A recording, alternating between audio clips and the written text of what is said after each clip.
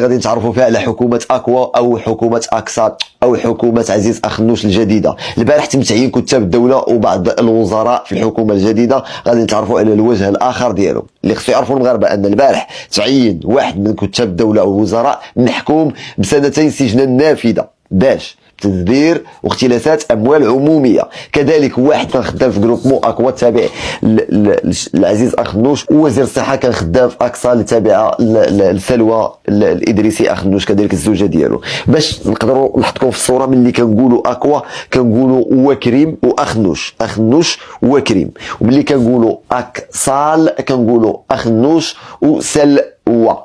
هنا غادي نبداو دقه بدقه وغادي نفهموا كاملين شكون هذا اللي تعين البارح محكوم بعامين وفي اي لحظه يقدر يمشي للحبس، وشكون كذلك الكفاءه اللي جبناها في قطاع الصحه، وشنو بدلنا في التعليم العالي. التعليم العالي نقول لك من دابا نعطيك حرف، بدلنا حرف، بدلنا الراء بالدال، حيدنا مراوي وجبنا ميداوي، مع العلم ان التغيير اللي كنطمحوا عليه السي ميداوي هو التغيير، واول ملف اللي غادي تلقاه اليوم في العشيه نيت دابا نيت راه غتكون واقيلا طلعتي عليه، هو ديال طلبه الطب اللي كنتمناو فيه الفرج قريبا. نبداو على بركه الله. قبل ما نبداو ما كرهتش، قبل ما ندخلوا كاع في هاد لي ديتاي ديال هاد الناس هادو، ما كرهتش تسمعوا الاراء ديال الشارع المغربي ملي سولوهم في ميكرو اعلام تيفي شنو الراي ديالهم في الحكومه الجديده. واخا نسمعوا غير جوج ديال الناس عاد نرجعوا. انا ما قابلش